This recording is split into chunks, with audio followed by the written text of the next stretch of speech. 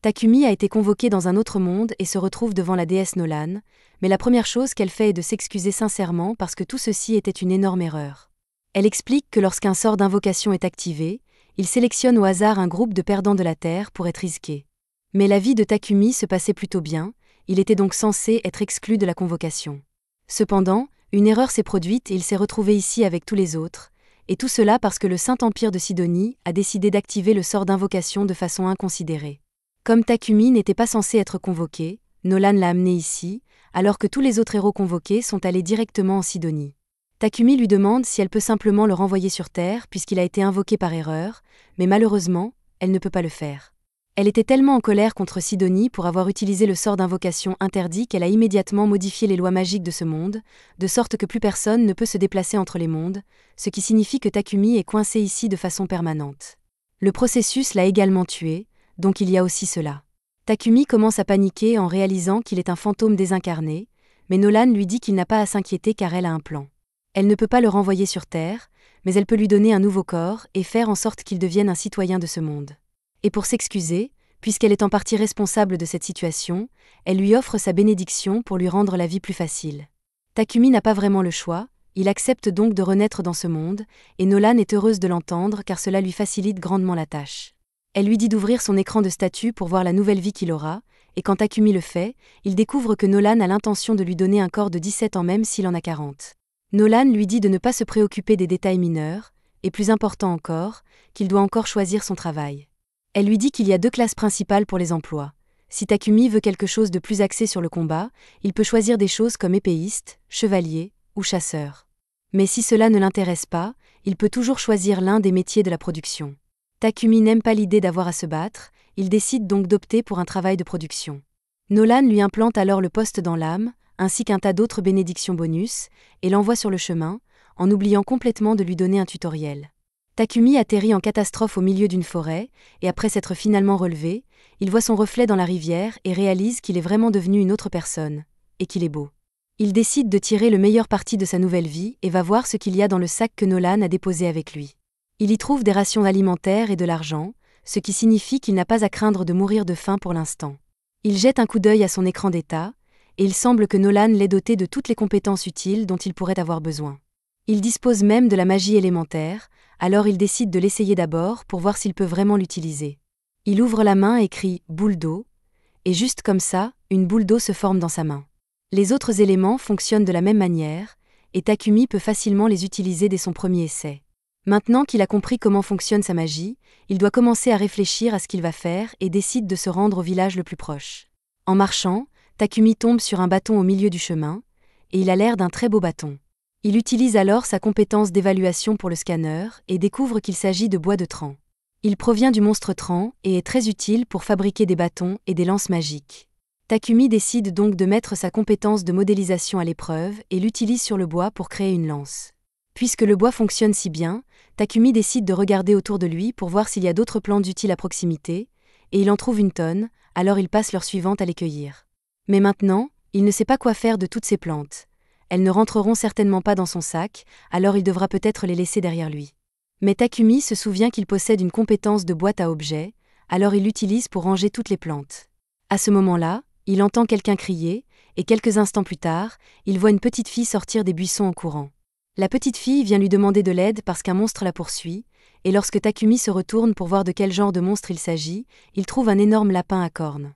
Le lapin lui fonce dessus et manque de l'empaler, mais à la dernière seconde, il panique et poignarde accidentellement le lapin à la tête, le tuant sur le coup.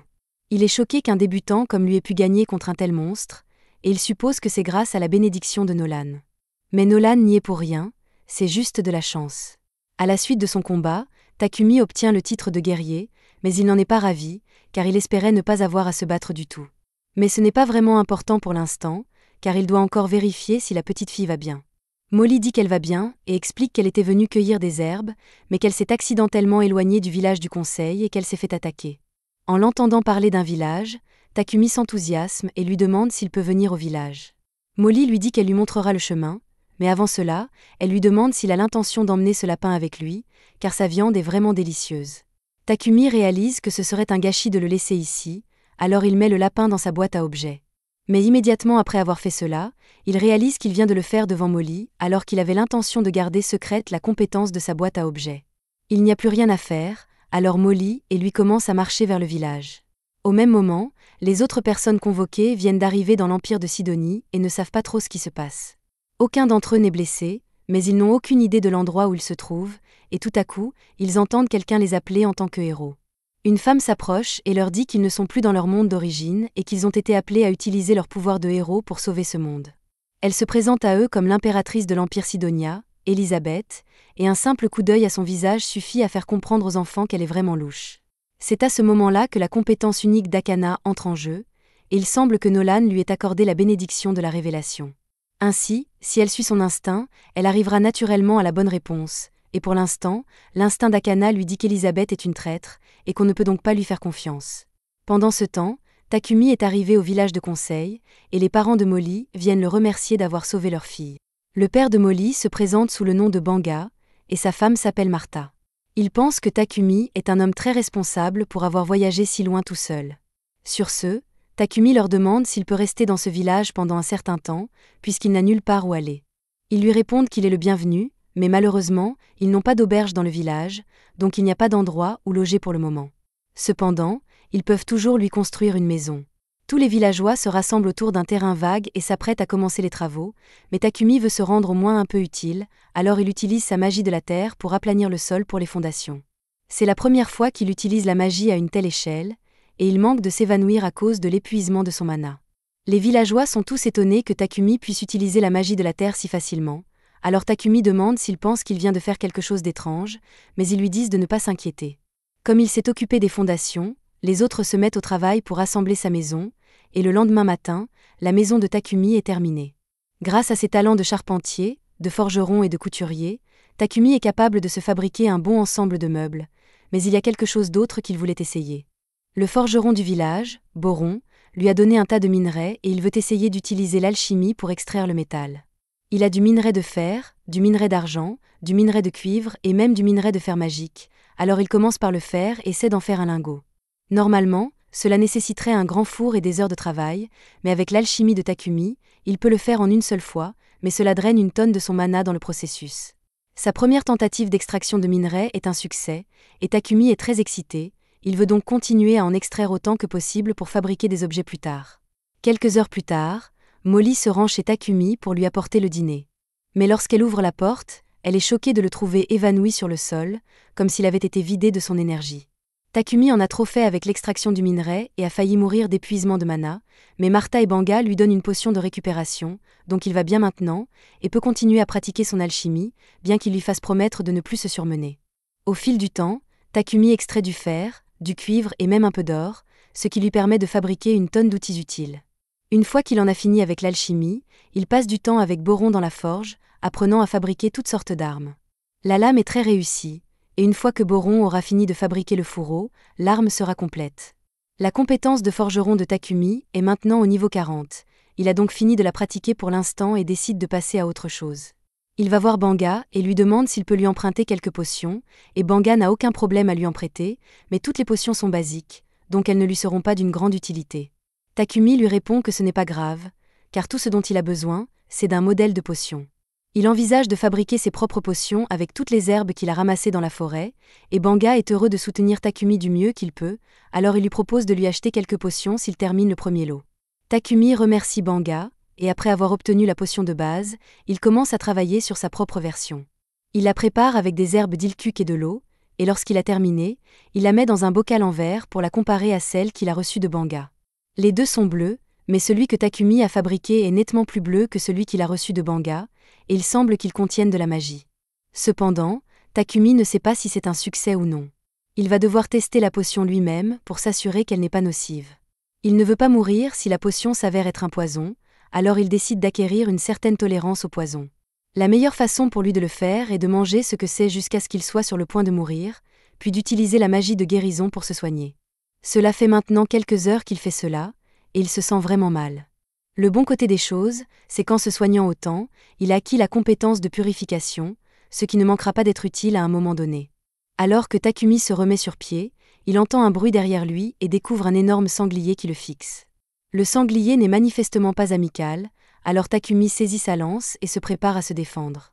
Cependant, lorsque le sanglier charge sur lui et qu'il tente d'utiliser la lance, celle-ci se brise au contact, laissant le sanglier indemne et Takumi sans arme. Il essaie d'utiliser toute la magie dont il dispose, mais aucune ne fait de dégâts sur le sanglier, et il commence à paniquer. Alors qu'il pensait que les choses ne pouvaient pas être pires, il remarque une araignée venimeuse derrière lui, qui semble s'apprêter à attaquer. Cependant, au lieu de l'attaquer, l'araignée attaque le sanglier, qui manque Takumi, mais le sanglier continue de s'approcher de lui, alors il doit trouver quelque chose rapidement. Jusqu'à présent, toutes ses attaques physiques ont échoué, mais il reste une chose qu'il n'a pas encore essayée. Alors que le sanglier fonce à nouveau sur lui, il saute en l'air et, au moment du contact, utilise sa compétence d'alchimie sur la tête du sanglier pour la briser. Grâce à sa rapidité d'esprit, il réussit à survivre et, maintenant qu'il est en sécurité, il décide d'aller voir l'araignée puisqu'elle l'a aidé tout à l'heure. L'araignée est en très mauvais état après avoir été frappée par le sanglier, alors Takumi décide de la soigner pour qu'elle ne meure pas. Il se lève ensuite pour retourner au village, mais il reçoit une notification lui indiquant qu'il a réussi à apprivoiser l'araignée. Il ne savait pas qu'il était possible d'apprivoiser une araignée, mais il hésite à l'emmener avec lui car l'araignée est considérée comme un monstre dangereux. Cependant, l'araignée lui fait les yeux doux, il décide donc de l'accepter comme animal de compagnie et, pour officialiser la chose, il la nomme Maple. Un peu plus tard, Takumi revient au village et montre à tout le monde le sanglier géant qu'il a tué. Ils sont tous stupéfaits qu'il ait pu vaincre une telle chose, mais encore plus qu'il ait réussi à apprivoiser une araignée venimeuse, car personne n'a jamais réussi à le faire auparavant. Takumi propose de partager le sanglier, car il ne peut pas le finir seul. Ce soir-là, un grand festin est organisé en son honneur. Pendant que tout le monde s'amuse, Banga apporte à Takumi les précieux restes du sanglier et lui dit qu'il pourra les vendre s'il se rend dans la ville la plus proche, Bolton, qui sera donc la prochaine destination de Takumi. Pendant ce temps, la déesse Nolan veille sur lui, et elle est très satisfaite de ses progrès. L'une de ses conseillères lui demande ce qu'elle espère obtenir en accordant à Takumi un traitement aussi spécial. Elle lui a donné un corps spécial, une bénédiction spéciale et l'a même envoyé une année entière dans le passé avant que Sidonie n'active le sort de convocation qui l'a amené ici. Mais Nolan dit qu'elle n'a pas de raison particulière pour cela, elle fait simplement ce qu'elle pense être juste. Un matin, Takumi se retrouve ligoté dans son lit et il sait déjà que c'est Maple qui est derrière tout ça. Maple s'excuse, mais Takumi a été tellement occupé ces derniers temps qu'elle s'est sentie seule et voulait juste attirer son attention. Takumi se rend compte qu'il s'est tellement concentré sur son travail qu'il n'a pratiquement pas passé de temps avec Maple. Il décide donc de faire une pause dans son travail pour la journée et de jouer avec Maple, ce qui rend cette dernière très heureuse. Juste à ce moment-là, Martha entre pour apporter le déjeuner à Takumi, et il semble qu'il se passe quelque chose de bizarre entre Takumi et Maple, mais Takumi l'assure que ce n'est pas ce qu'elle pense. Martha le croit sur parole, mais elle ne peut s'empêcher de remarquer que la soie produite par Maple est très belle, et elle prévoit donc de traire Maple jusqu'à épuisement de la soie qu'elle peut produire. Plus tard dans la journée, Martha a réussi à créer une chemise en soie d'araignée, et toutes les femmes du village sont ravies de la texture du tissu. Takumi n'avait pas réalisé que la soie d'araignée était un produit si populaire. Cependant, les dames expliquent que la soie d'araignée est un produit de luxe, et que seuls les nobles peuvent l'acheter. Martha demande à Maple si elle peut lui faire plus de tissu, et Maple commence à en faire jaillir, mais cela va prendre un certain temps, et elle ne pourra donc plus jouer avec Takumi.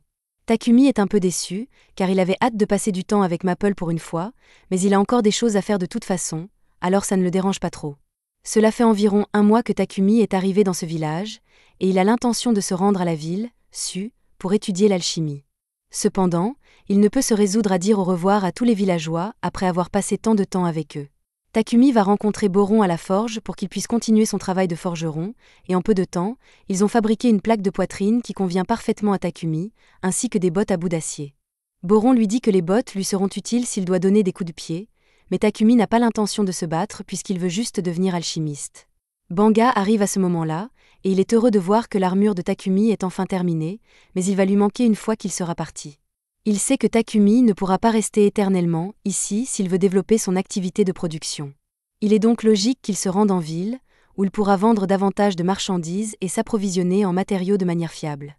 Un marchand de Bolton va venir au village dans quelques jours, et Banga s'est donc arrangé pour que Takumi l'accompagne sur le chemin du retour vers Bolton. Ils sont tristes de le voir partir, mais ils savent que c'est pour le mieux, alors ils disent à Takumi de commencer à préparer ses affaires. Takumi les remercie pour leur aide et retourne chez lui pour préparer ses affaires, mais en chemin, il croise Martha qui transporte un seau de viande. Il lui demande ce qu'elle fait, et Martha lui explique qu'elle est en route pour jeter les entrailles d'un lapin cornu que Banga a attrapé. Apparemment, les entrailles sont la partie la plus délicieuse du lapin, mais elles doivent être traitées minutieusement pour éliminer toutes les maladies et les parasites. Le village n'a pas l'équipement nécessaire pour faire cela, alors elle doit jeter la viande pour que personne ne soit malade.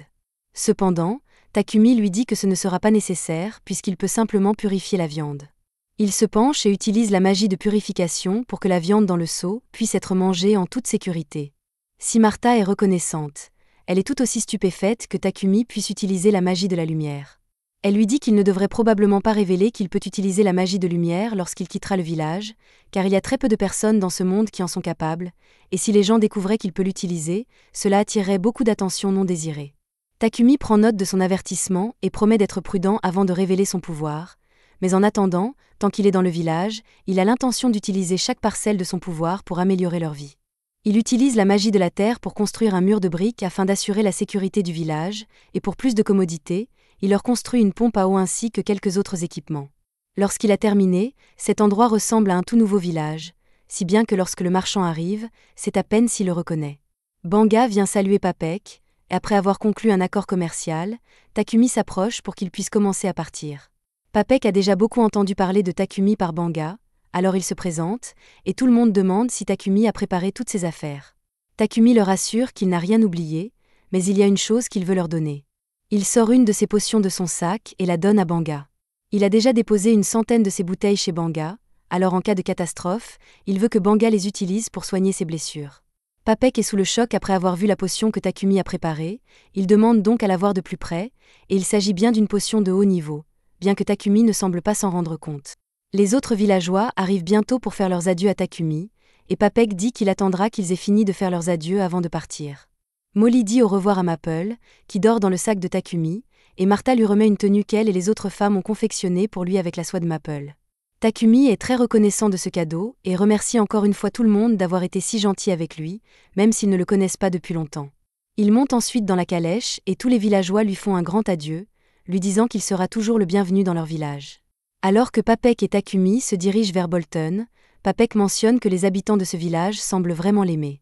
Même les autres passagers de la calèche peuvent dire que Takumi était pratiquement de la famille pour eux, et un tel adieu touche vraiment la corde sensible de Hit.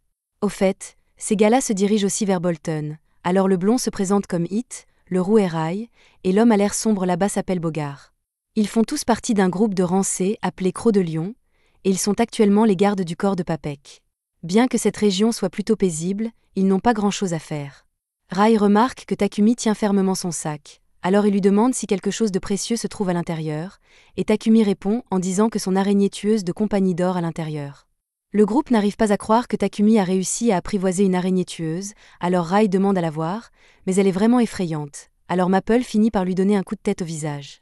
Takumi commence à s'excuser abondamment pour ce que Maple a fait, mais les autres lui disent qu'il n'y a pas de raison de s'excuser puisque Rai l'a mérité. En fait, Hit ne serait pas surpris que la rencontre de Maple avec Rai lui fasse désormais craindre tous les humains, mais cela ne semble pas être le cas puisqu'elle semble s'être prise d'affection pour Bogart. Alors que tout le monde commence à s'extasier devant Maple, Papek appelle Takumi à l'avant car il veut parler de la potion qu'il a vu Takumi tenir tout à l'heure. Il demande s'il y en a encore en stock car, si c'est le cas, il aimerait bien en acheter. Takumi ne voit pas d'inconvénient à vendre les potions à Papek, mais tout à coup, le cheval s'arrête et on dirait qu'il y a des problèmes.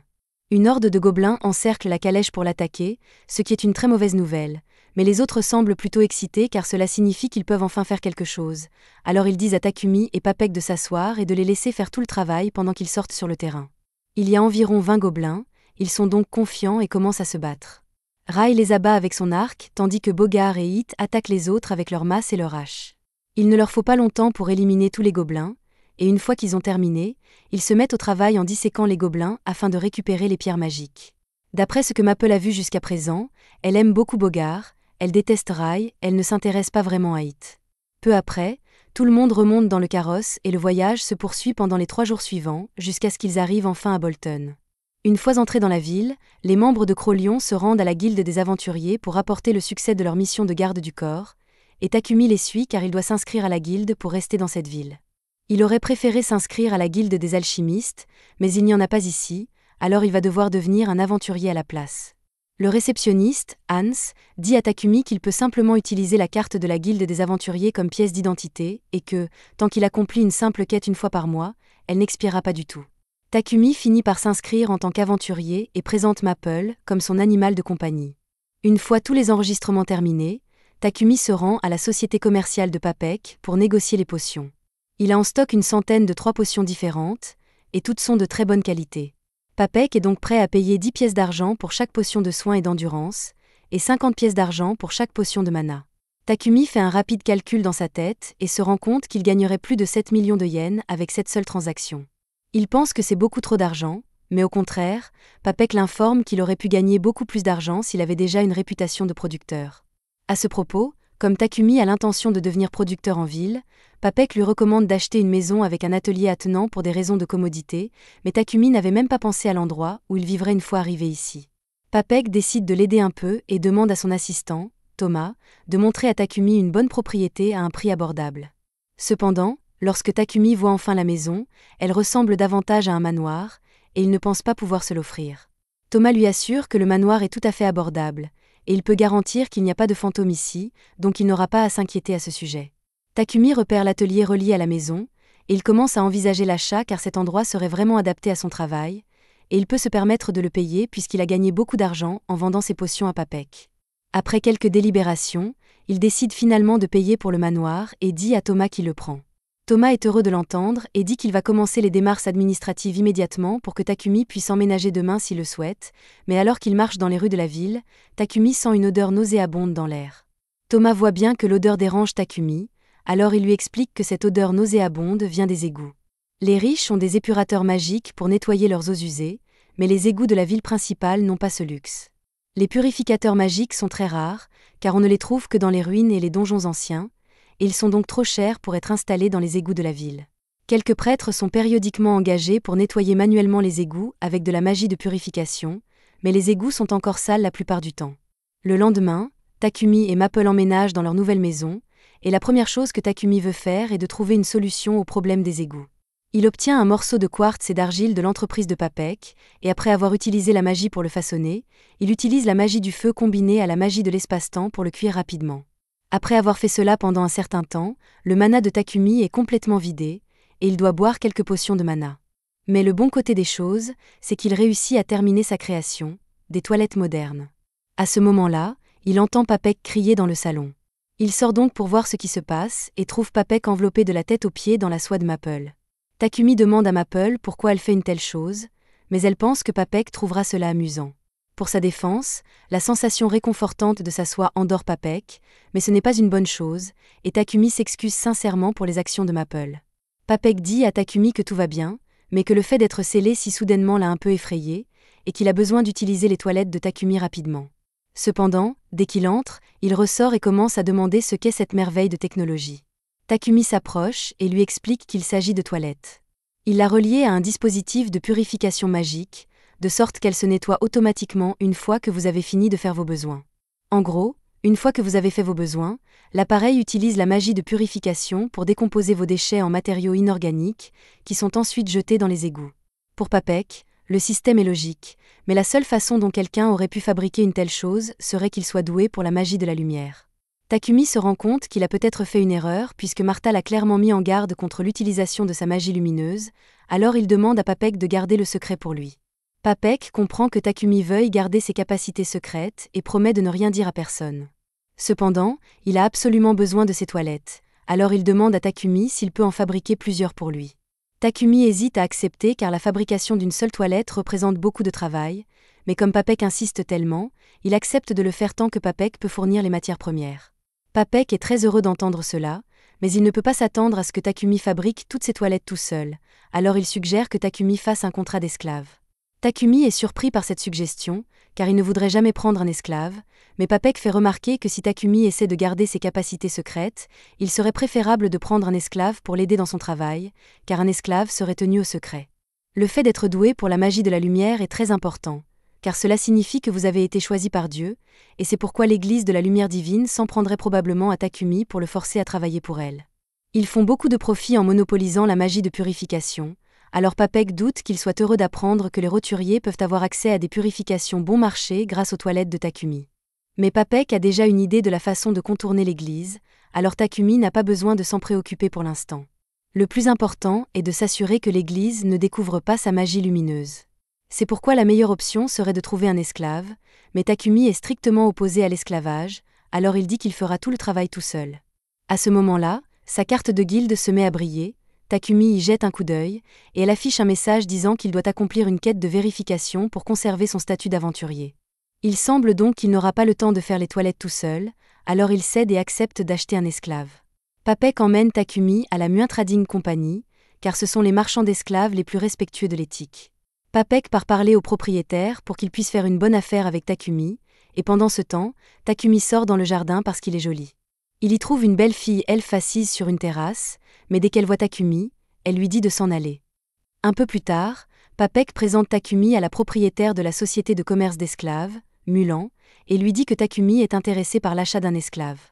Bien qu'il mentionne que Takumi était vraiment réticent à l'idée d'acheter un esclave, Mulan lui demande s'il y a une raison particulière à cela, et Takumi explique que, dans son pays d'origine, la vente et l'achat d'êtres humains ont été abolis il y a longtemps, et qu'il n'est donc pas à l'aise avec l'idée de le faire ici. Mulan comprend les inquiétudes de Takumi, mais elle assure que, dans cette nation au moins, les droits et les privilèges des esclaves sont préservés dans une certaine mesure. En gros, cela fonctionne comme suit.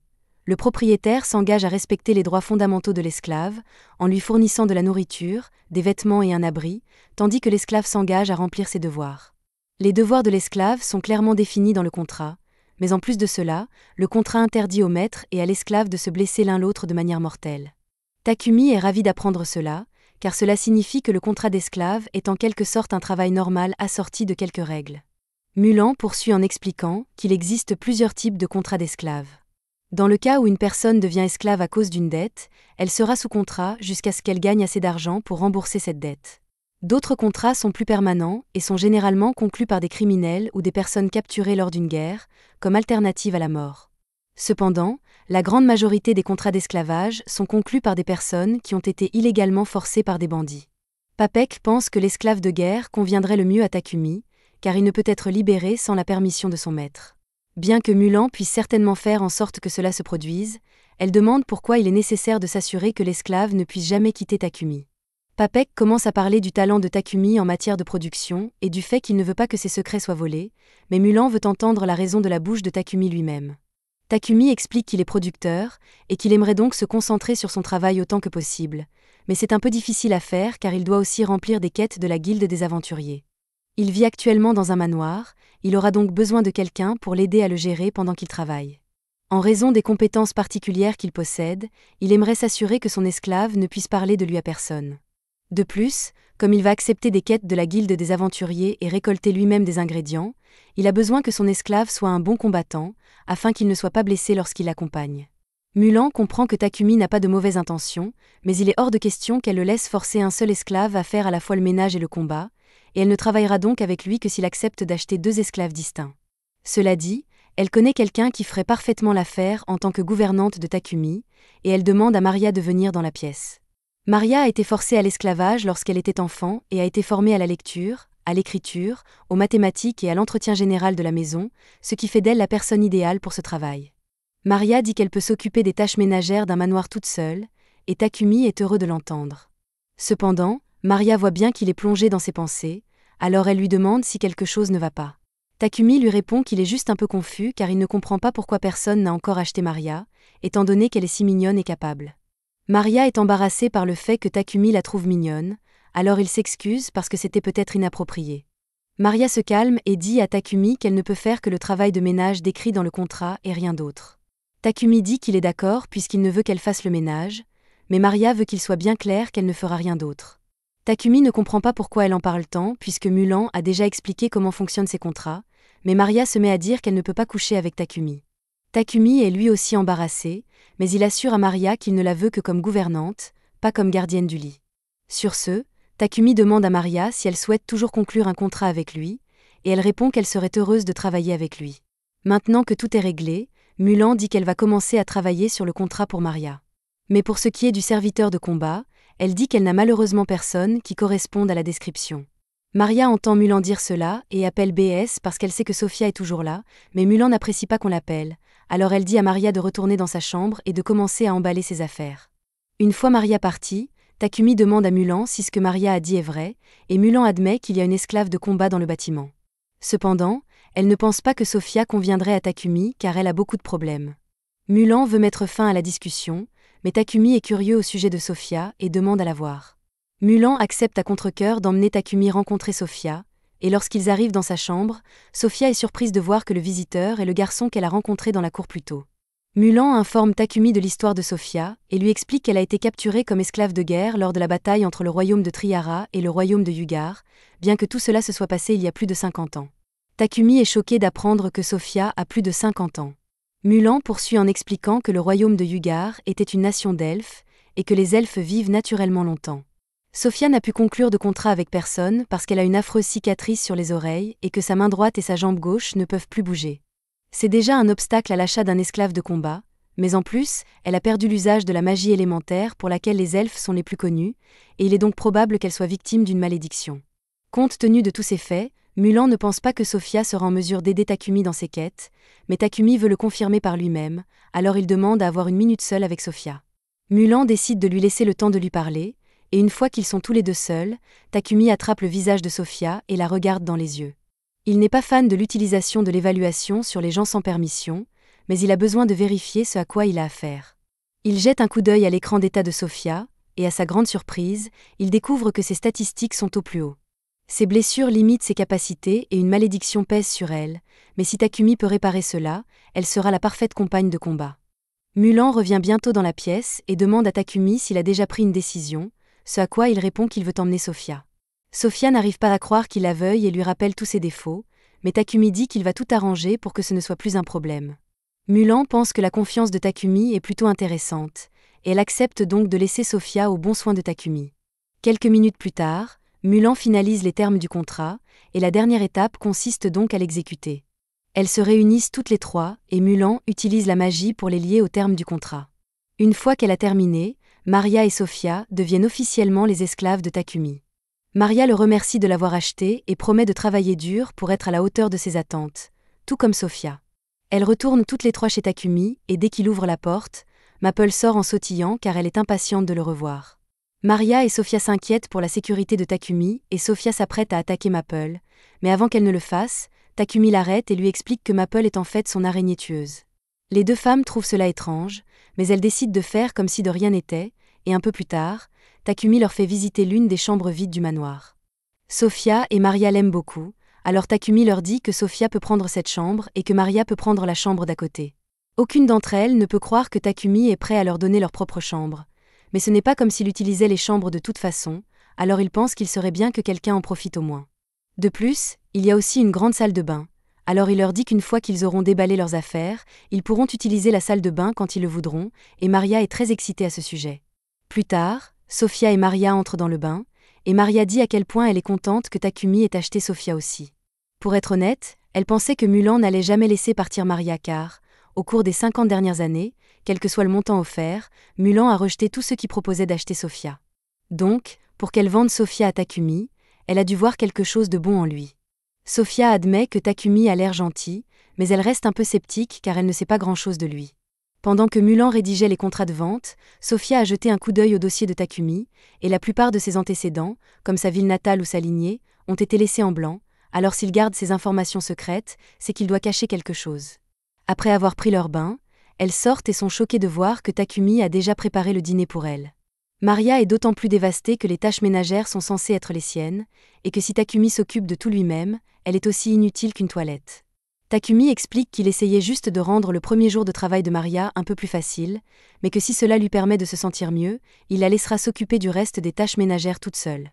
Pour l'instant, il leur demande de s'asseoir pour qu'ils puissent dîner tous ensemble, mais Sofia hésite car les domestiques n'ont généralement pas l'occasion de manger à la même table que leur maître. Takumi comprend qu'elle puisse penser que son comportement est étrange pour un propriétaire d'esclaves, mais il ne veut pas qu'elle se bloque sur la tradition. En parlant de tradition, il n'aime pas vraiment le fait qu'il appelle toujours maître, alors il demande s'ils peuvent l'appeler par son nom à la place. Sofia demande si c'est un ordre formel, mais Takumi ne veut pas la forcer à l'appeler par son nom si elle ne se sent pas à l'aise. Maria, elle, ne semble pas gênée de l'appeler par son nom. Le lendemain, Takumi se rend à la société commerciale de Papek pour récupérer un colis qu'il a commandé, et Papek dit qu'il a fait de son mieux pour l'emballer correctement, mais il veut quand même que Takumi soit prudent en le transportant à la maison. Sur le chemin du retour, Takumi remarque une église à proximité, alors il entre et s'agenouille pour prier Nolan. Il la remercie pour toutes les compétences qu'elle lui a données, car elles l'ont vraiment aidé, mais il y a quelque chose qu'il voulait lui demander. Depuis le temps qu'il vit dans ce monde, il a appris que le Saint-Empire de Sedonia contrôle la doctrine religieuse ici, alors il ne comprend pas pourquoi Nolan a tant de problèmes avec eux. À ce moment-là, Takumi entend la voix de Nolan et la voix devant lui, ce qui le fait paniquer un peu. Nolan lui explique qu'elle l'a entendu prier et qu'elle l'a donc amené ici pour qu'ils puissent discuter. Pour répondre à sa question de tout à l'heure, elle n'aime pas Sedonia parce qu'ils ne suivent pas sa volonté. Il existe 2 religions dans ce monde, l'Église de la création et l'Église de la lumière divine. L'Église de la création vénère Nolan depuis sa création, tandis que l'Église de la lumière divine n'en fait qu'à sa tête. L'Empire Sedonia a fini par entreprendre plusieurs croisades pour répandre sa religion par la force, mais pendant ce temps, Nolan a choisi de ne pas s'en mêler car elle ne voulait pas être impliquée dans les affaires mesquines des humains. Takumi lui fait remarquer que c'était une décision stupide puisque la seule raison pour laquelle Sedonia a pu activer le sort de convocation qui l'a amené ici, c'est parce que Nolan n'est pas intervenu avant qu'il ne soit trop tard. Et oui, ça sonne mal quand il le dit comme ça, mais elle lui a donné toutes ses bénédictions pour rattraper son erreur. Il y a cependant une chose qu'elle doit lui dire. La plupart de ses bénédictions resteront avec lui pour toujours, mais il y en a une qui s'effacera, et c'est la chance exceptionnelle qu'il a eue récemment.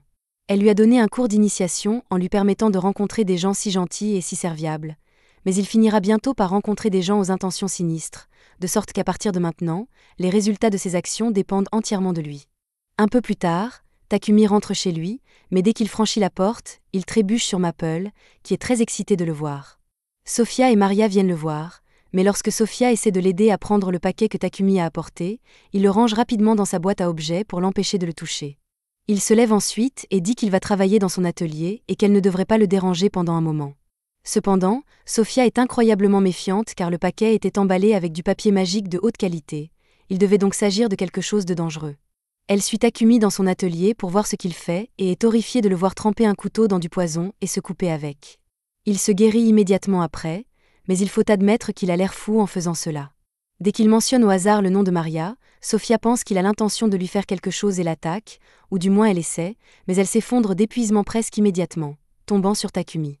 Takumi vérifie son état pour savoir ce qui ne va pas et découvre qu'elle souffre d'un épuisement extrême, probablement dû à sa malédiction. Une blessure comme celle-ci ne serait normalement pas difficile à guérir, mais à cause de la malédiction, il faut beaucoup d'efforts à Takumi pour finalement guérir sa main, et une fois qu'il l'a fait, sa magie de lumière augmente. Il porte ensuite Sophia jusqu'à sa chambre, et comme sa magie de lumière a augmenté, il a maintenant assez de puissance pour dissiper sa malédiction, alors il y met toute sa magie, et finalement, il est capable de guérir complètement Sophia et de lever sa malédiction. Elle est toujours inconsciente à cause de l'épuisement, mais elle devrait aller mieux une fois qu'elle se sera reposée. Quelques heures plus tard, Sophia se réveille, et lorsqu'elle voit Maria, elle l'avertit de courir car, d'après ce qu'elle a vu, elle est sûre que Takumi est un fou absolu. Maria ne sait pas de quoi Sophia parle, mais elle est sûre que Takumi est plus que jamais une bonne personne. Maria brandit un miroir pour montrer à Sophia ce que Takumi a fait pour elle, et Sophia est choquée de réaliser que son corps a été guéri et que sa magie est revenue. Elle sort pour en parler à Takumi, qui lui confirme qu'il s'est bien débarrassé de sa malédiction. Il lui a fallu beaucoup de peine et de travail pour améliorer ses compétences, mais il lui dit qu'elle n'a pas à s'inquiéter puisqu'il a déjà promis de la guérir. Sophia réalise qu'elle s'est complètement trompée sur Takumi, alors elle s'agenouille et promet de servir Takumi pour le reste de sa vie pour la gentillesse qu'il lui a montrée. Le lendemain matin, Takumi se rend à la bibliothèque pour essayer de trouver des informations sur l'alchimie, mais il s'avère que la bibliothèque ne possède que 4 livres sur l'alchimie. Takumi est confus et se demande pourquoi l'alchimie n'est pas plus populaire alors qu'elle est si simple à comprendre, mais en réalité, elle n'est pas facile du tout. Tous les textes d'alchimie disponibles sont écrits dans l'ancienne langue de ce monde, et la seule raison pour laquelle Takumi peut comprendre ce qui est écrit ici est que Nolan lui a donné une bénédiction qui lui permet de comprendre toutes les langues de ce monde.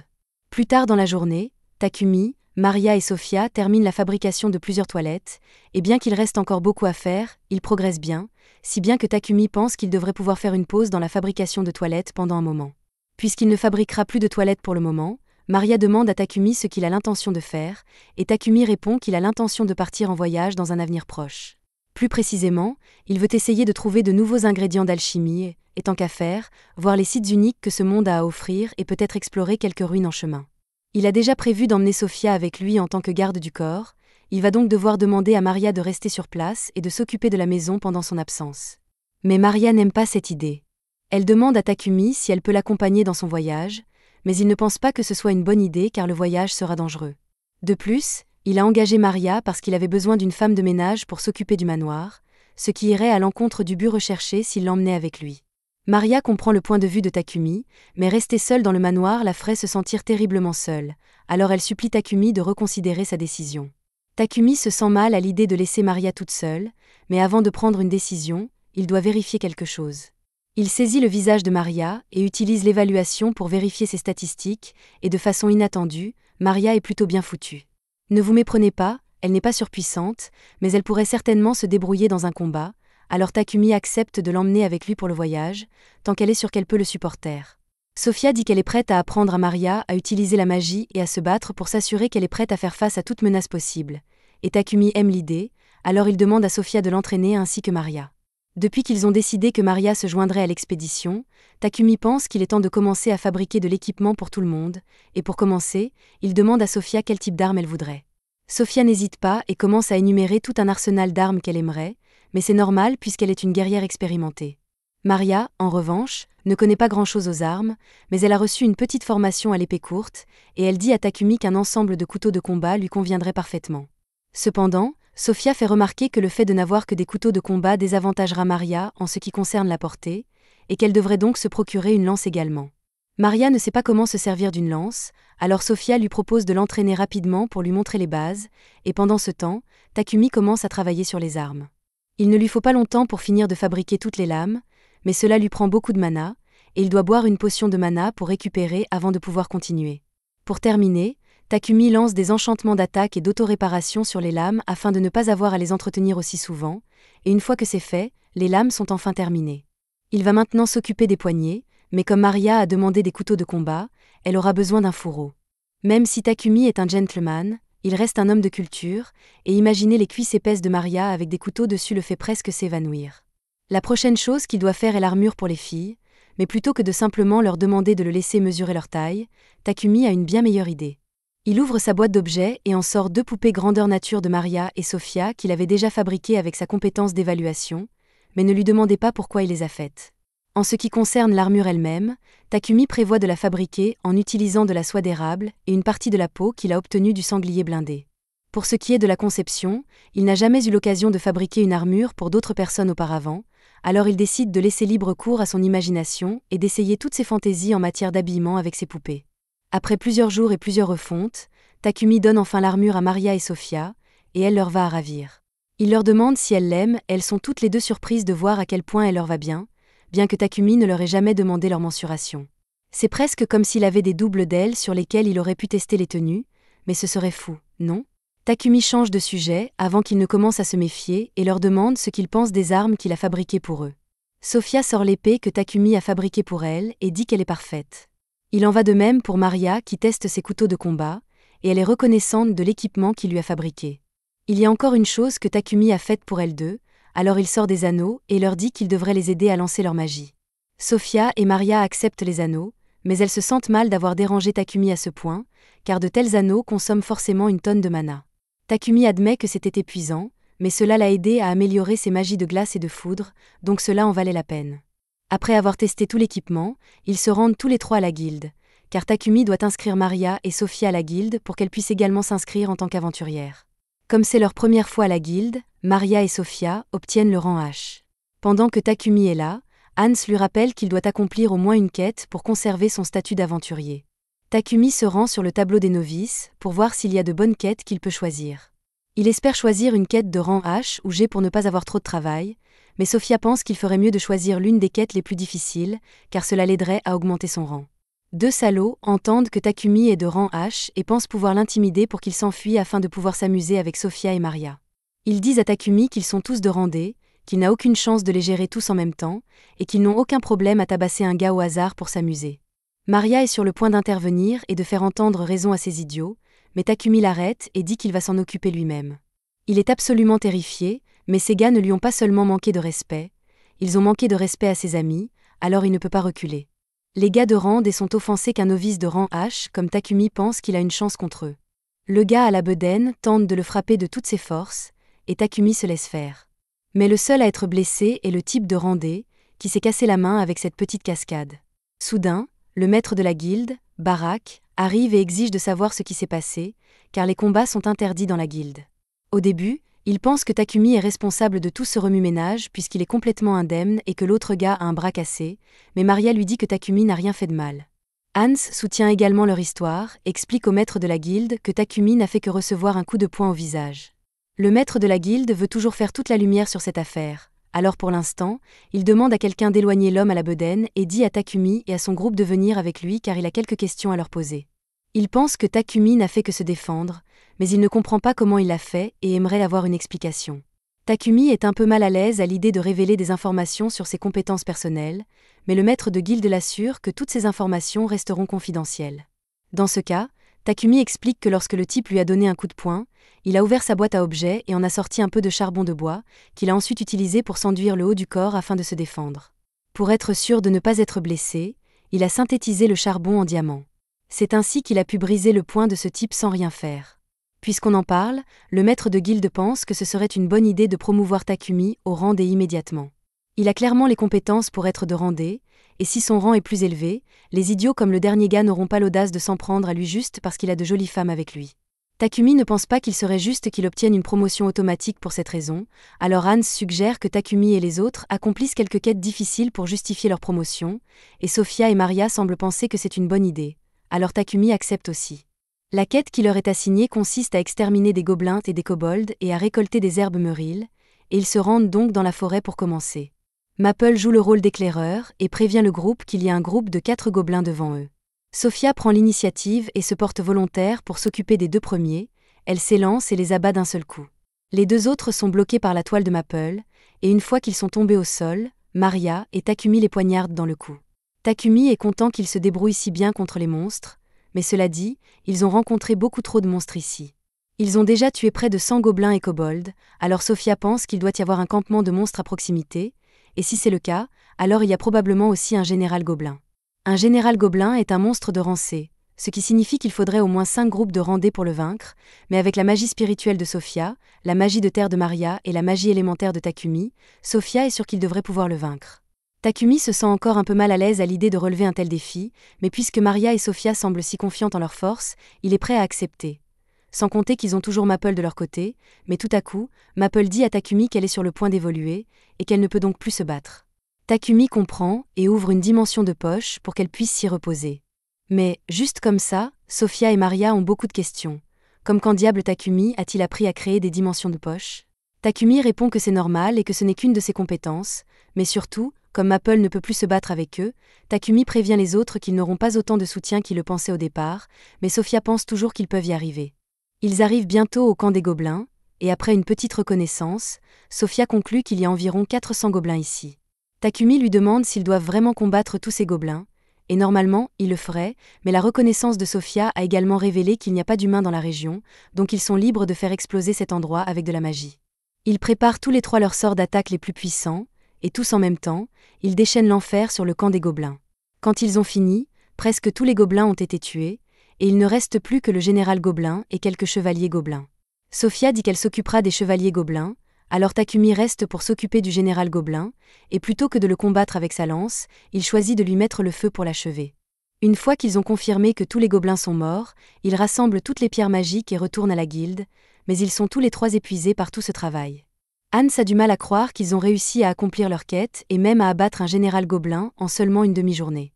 Il leur demande donc de venir dans la salle de réunion pour 1 minute, car le maître de la guilde veut les voir. Barak est à la fois stupéfait et furieux que Takumi fasse quelque chose d'aussi imprudent que d'affronter tout un camp de gobelins avec un seul groupe, mais alors qu'il s'apprête à réprimander Takumi, sa dimension de poche s'ouvre et Maple en sort. Elle s'est transformée en arachnide, et tout le monde est ravi de voir sa nouvelle forme. À ce moment-là, Barak décide de laisser tomber l'histoire de la bataille imprudente, car le groupe de Takumi n'est manifestement pas normal. De retour à la maison, Maria demande à Takumi s'il a du tissu de rechange car elle veut fabriquer des sous-vêtements pour elle et Sophia, mais Takumi a une bien meilleure idée de sous-vêtements et lui propose de le faire pour elle à la place. Juste à ce moment-là, Maple sort de la dimension de poche et dit à Takumi que Papek est ici pour le voir. Alors Takumi va le rencontrer et est informé que le seigneur de Bolton, Marcus Godwin, veut le rencontrer. Takumi aimerait éviter de rencontrer Marcus Godwin, mais compte tenu de la situation, il n'a pas le choix. Takumi arrive plus tard au château de Godwin, et heureusement, Godwin semble être un homme raisonnable, puisque la première chose qu'il fait est de remercier Takumi d'avoir construit toutes ces toilettes, car cela a grandement amélioré la salubrité de la ville. Sans oublier que Takumi a détruit un campement de gobelins, qui aurait pu devenir un problème majeur s'il n'avait pas été contrôlé. Il reconnaît que Takumi est un atout pour la nation, et l'avertit qu'il devra être prudent, car Sidonie ne manquera pas de s'en prendre à lui un jour ou l'autre. Quelques jours plus tard, Takumi finit enfin de fabriquer les sous-vêtements pour Sophia et Maria, mais c'était beaucoup plus difficile qu'il ne le pensait, et il a l'air complètement épuisé. Sophia et Maria sont très reconnaissantes et lui disent qu'elles adorent le design, alors il leur demande distraitement si elles aimeraient essayer les sous-vêtements maintenant pour voir comment ils leur vont. Une seconde plus tard, il se rend compte qu'il vient de faire une allusion déplacée, alors il sort de la pièce en courant, embarrassé, et Maria et Sophia sont un peu déçues parce qu'elles étaient tout à fait prêtes à le faire s'il était resté. Après toute cette agitation, Takumi avait besoin de se rafraîchir, et il a donc décidé que son prochain projet serait de créer des réfrigérateurs. Une fois qu'il eut terminé, il expliqua aux filles que les réfrigérateurs serviraient à garder les aliments au froid pour qu'ils ne se gâtent pas, et elles étaient toutes excitées à l'idée de sentir l'air froid qui s'en échappait. Pour créer les réfrigérateurs, Takumi a synthétisé du fer, du chrome et du nickel pour en faire de l'acier inoxydable, puis il a ajouté un dispositif magique enchanté avec de la magie de refroidissement, mais malheureusement, son réfrigérateur ne pouvait pas fonctionner avec l'eau. Malgré tout, Maria remercia Takumi car elle pouvait désormais cuisiner avec des ingrédients frais quand elle le souhaitait. Takumi avait l'intention de donner l'un des réfrigérateurs à Maria, et les deux autres seraient envoyés à Papek pour qu'il puisse les vendre. Une fois que cela serait fait, Takumi prévoyait de passer à son prochain projet. Sophia lui a demandé s'il allait à nouveau fabriquer quelque chose de nouveau, mais en fait, Takumi pensait à faire quelques ajustements à leur équipement. Il y avait certaines choses qu'il voulait améliorer depuis leur combat contre tous ces gobelins, et comme ils allaient bientôt voyager, Takumi voulait que leur équipement soit aussi bon que possible, alors il aimerait faire un ensemble en mithril et en adamantite. Takumi s'est rendu à la guilde pour demander à Hans s'il y avait des forgerons dans les environs qui savaient travailler l'adamantite et le mithril, mais les métaux étaient vraiment rares, et il n'y avait donc pas beaucoup de gens qui correspondaient à cette description. Si Hans devait deviner, les seules personnes capables de s'en occuper étaient les nains de Namstel, mais c'était très loin, et Takumi ne pouvait donc pas s'y rendre.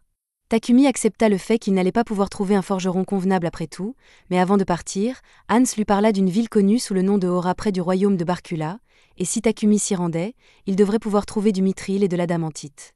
Cependant, il risquait d'avoir un peu de mal à y entrer, car seuls les membres de la guilde des forgerons étaient autorisés à pénétrer dans les mines. Heureusement, Hans connaissait un bon moyen de contourner les règles. Supposons, hypothétiquement, bien sûr, que Takumi accepte une quête pour exterminer les monstres qui apparaissent dans cette mine et hypothétiquement, qu'il tombe sur du mithril en chemin, rien ne l'empêcherait alors d'extraire les métaux. Sur ce, le maître de guilde est apparu de nulle part et a dit qu'il avait la quête parfaite pour Takumi. Il expliqua que la guilde était à court de bois de Triante ces derniers temps, et que l'hiver approchait, et qu'ils avaient donc besoin de quelqu'un pour en ramasser. Les Triantes se promenaient généralement dans les mines de Hora, et comme Takumi cherchait une excuse pour aller dans les mines de toute façon, le maître de guilde pensait qu'il serait d'accord pour faire un peu de ramassage de bois.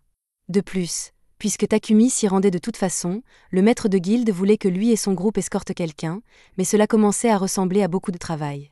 Takumi ne s'était jamais occupé d'une mission d'escorte auparavant, il demanda donc pourquoi les membres du Croc de Lion ne pouvaient pas le faire à la place. Le maître de guilde expliqua que les membres de Croc de Lion étaient actuellement en mission séparée, donc ils ne pouvaient pas le faire, et Takumi était la seule autre personne à qui il pouvait demander. Takumi accepta finalement de prendre en charge la mission d'escorte, mais il ne connaissait toujours pas bien la route vers Hora, alors il demanda à Hans combien de temps il faudrait pour y arriver. Hans lui répondit qu'il faudrait 7 jours s'il se déplaçait en calèche, mais seulement 4 jours s'il utilisait un cheval monstrueux, car ils sont 2 fois plus rapides que les chevaux normaux. Takumi pensait que le cheval monstre était une bonne idée, alors il demanda s'il pouvait en prendre un, mais malheureusement, Rei arriva pour leur dire que tous les chevaux monstres étaient déjà utilisés par Crolion. Hans était surpris de voir Rei revenir si tôt, mais Rei a dit que lui et son groupe n'avaient pas encore terminé leur quête. Il avait tué un buffle noir en chemin, et il était revenu pour le déposer avant qu'il ne devienne rance. Il devait repartir dans la matinée pour rejoindre le reste de Croc de Lion, mais comme Rei resterait en ville pour la nuit, Takumi lui proposa de rester chez lui et de prendre un bain. Rei était excité par la perspective d'un bain, alors il décida d'accepter l'offre de Takumi. Takumi était heureux de l'entendre, mais il devait aller quelque part après cela, alors il a dit que Rei pouvait simplement l'attendre chez lui, mais Rei a dit qu'il préférait accompagner Takumi. Dans ce cas, Takumi laissa Rei l'accompagner à l'entreprise de Papek, et pendant que Takumi était là, il réussit à convaincre Papek de lui laisser emprunter 2 de ses chevaux monstres pour sa mission. En échange, Papek demanda à Takumi de lui vendre une partie des minerais qu'il avait obtenus à la mine de Hora. Par ailleurs, à propos du réfrigérateur qu'il avait apporté plus tôt, Papek l'a vraiment aimé, alors il a demandé à Takumi d'en faire d'autres pour lui une fois qu'il sera rentré de son voyage dans les mines. Pendant ce temps, au manoir de Takumi, Sophia commençait à s'inquiéter que quelque chose lui soit arrivé puisqu'il n'était pas encore rentré. Plus tard dans la soirée, Takumi rentrait chez lui avec Rei, et il s'excusait d'avoir entraîné Rei dans une si longue course, même s'il devait être fatigué de son voyage, mais Rei n'y voyait pas d'inconvénient, puisque c'était lui qui avait dit qu'il accompagnerait Takumi. Juste à ce moment, Rei sentit que quelqu'un les observait, Takumi et lui, avec beaucoup d'hostilité. Il savait déjà qu'il ne pourrait pas battre cette personne avec l'équipement qu'il avait sous la main, alors il attrapa la main de Takumi et commença à courir. Cependant, l'assaillant les rattrapa rapidement et donna un coup de pied au visage de Rei. Elle s'est alors révélée être Sophia, et elle était convaincue que Rei devait essayer de kidnapper Takumi, elle était donc prête à la battre sans poser de questions. Cependant, avant qu'elle ne puisse tuer Rei, Takumi s'est jeté devant lui et a dit à Sophia qu'elle se trompait sur la situation. Après avoir expliqué ce qui se passait, Sophia s'est agenouillée pour s'excuser sincèrement auprès de Rei d'avoir failli le tuer sans raison. Rei était d'accord, il a donc pardonné à Sophia, mais il avait beaucoup de questions à poser à Takumi après cela. Et la liste des questions ne fit que s'allonger lorsqu'ils arrivèrent enfin à la maison de Takumi et que Rei y trouva d'autres jolies filles. Il demanda à Takumi ce qui se passait, et Takumi expliqua qu'il avait besoin d'une bonne pour s'occuper de la maison et de quelqu'un pour le garder, alors il avait engagé Sophia et Maria. Et puis il y avait Maple, qui avait évolué à un moment donné. Rei était heureux de revoir Maple sous sa nouvelle forme, et Maple se souvenait de lui, mais elle n'aimait toujours pas Rei. Rei s'agenouilla en signe de défaite, car Bogar et Hit avaient déjà des femmes, et même Takumi avait 2 petites amies, alors qu'il était toujours célibataire. Takumi a corrigé Rei et lui a dit qu'il ne sortait ni avec Sophia ni avec Maria. Après avoir entendu cela, Rei a profité de l'occasion pour tirer son épingle du jeu et a demandé à Sophia si elle envisageait de sortir avec lui, mais elle a immédiatement refusé, tout comme Maria, et Rei s'est retrouvé une fois de plus en position de vaincu. Un peu plus tard, alors que Rei pleure dans le bain, Takumi parle à Maria et Sophia de la mission qu'il a acceptée pour aller extraire du mithril et de l'adamantite. Sophia pense que c'est une bonne idée puisque le bois de Triante est un matériau précieux, et tout le monde est d'accord, alors Takumi dit qu'ils partiront dans 3 jours. Le lendemain matin, Rei part rejoindre le reste de Croc de Lion, et une fois qu'il est parti, Takumi décide de commencer à travailler sur un nouvel équipement pour la chasse aux Triantes de son groupe. Il se procure une épée en carbure de tungstène drainant la magie, et c'est déjà une excellente arme, mais elle est trop grosse pour être utilisée telle qu'elle, c'est pourquoi Takumi prévoit de la démanteler. Il essaie d'utiliser sa compétence en alchimie, mais l'épée semble lui résister, ce qui lui demande beaucoup plus d'efforts que d'habitude. Mais finalement, Takumi parvient à briser le métal et à en faire 2 lames distinctes. Les lames drainent le mana de tout adversaire qu'elles tranchent, et Takumi est satisfait du résultat, bien qu'il soit totalement vidé. 3 jours plus tard, Takumi et les autres rencontrent Papek pour récupérer le chariot qu'il a promis de leur donner, et l'homme que le maître de la guilde leur a demandé d'escorter attend déjà à l'intérieur. Takumi va donc lui parler, et l'homme se présente sous le nom de Gambo. Le groupe se met en route, mais en chemin, ils doivent s'arrêter dans un champ pour que Takumi et les autres puissent chasser leurs triantes. Alors qu'ils pénètrent dans la forêt, Sophia aperçoit un triante qui tente de se fondre dans les autres arbres à proximité, elle le signale à Takumi, qui s'élance pour l'éliminer. Le triante tente d'attaquer Takumi, mais Sophia et Maria le protègent, et il peut facilement l'abattre. Cependant, il ne s'agissait que d'un seul triante, et il leur reste encore une forêt entière à abattre. Cela prendrait trop de temps de tuer chaque triante individuellement, alors Sophia suggère qu'ils utilisent la magie, et cela semble fonctionner très bien. Cependant, ils sont bientôt confrontés à un ancien triante, et peu importe la quantité de magie qu'ils utilisent pour l'attaquer, il continue de se régénérer. La seule façon de l'achever est de couper son corps principal en une seule fois, alors Sophia dit à Takumi d'enduire son épée de feu et d'attaquer pendant qu'elle et Maria le couvrent. Ensemble, ils parviennent enfin à abattre le chef triante et à le récolter pour leur chasse aux triantes, ce qui leur permet de poursuivre leur voyage vers Hora. À leur arrivée à Hora, elles se rendent à la guilde des aventuriers locales, où Gambo leur indique une quête qui consiste à exterminer les monstres taupes dans les mines. Ces taupes se nourrissent de minerais, elles sont donc considérées comme une menace sérieuse, et s'ils acceptent cette mission, ils seront autorisés à entrer dans les mines. Un peu plus tard, le groupe se rend dans les mines, et ils ont beaucoup de chance car ils ne tardent pas à trouver du minerai de mithril et d'adamantite. Cependant, les minerais attirent des taupes monstrueuses du sol, et ils doivent donc être prêts à se battre. Avant que la taupe ne fasse surface, Takumi réfléchit un instant et trouve une idée géniale. Dès que la taupe apparaît, il l'aveugle avec de la magie lumineuse, et elle s'effondre, ce qui permet de l'achever facilement. La méthode de Takumi permet d'éliminer facilement les taupes, mais Sophia et Maria sont un peu déçues car cela signifie qu'elles n'auront pas l'occasion de se battre. Comme le voyage dans les mines a été un succès, ils retournent tous à Bolton quelques jours plus tard. Takumi se rend à l'atelier de Gambo pour apprendre à travailler le mithril et l'adamantite. Gambo lui explique comment extraire le métal du minerai, et après beaucoup d'efforts, Takumi parvient à créer du mithril et de l'adamantite, qu'il commence à utiliser pour fabriquer toutes sortes d'objets imprégnés de magie. Une fois qu'il a terminé son nouvel équipement, il le donne à Maria et Sophia pour qu'elles le testent. Les filles sont stupéfaites de voir à quel point leur armure est légère et résistante, et même imprégnée de magie. Takumi explique qu'il a imprégné leur équipement de magie correspondant à leur élément préféré. Quant à son armure, il a imprégné de quelque chose appelé Thunderclap, qui est en fait une amélioration de l'agilité, ce qui permet à Takumi de se déplacer à une vitesse folle. Cependant, à la seconde où Takumi essaie de faire quelque chose de cool en montrant sa rapidité, l'univers refuse de le laisser faire, et il finit par s'écraser la tête la première contre un mur. Takumi leur montre les nouvelles armes qu'il a fabriquées ainsi que les enchantements qu'il y a placés. Sophia et Maria adorent leur nouvelle lance, mais Sophia a une requête à faire. Elle serait prête à sacrifier sa vie pour protéger Takumi, alors elle lui demande de lui fabriquer un bouclier pour qu'elle puisse le protéger plus efficacement. Takumi pense que c'est une bonne idée, mais il rappelle à Sophia qu'elle doit accorder autant d'importance à sa propre vie qu'à la sienne. Nolan a observé Takumi pendant tout ce temps, et elle est heureuse des progrès qu'il fait, car il aura certainement besoin de toute la force possible pour affronter les batailles à venir. Un an dans le futur, là où les autres héros ont été convoqués, nous voyons Akira et Yamato.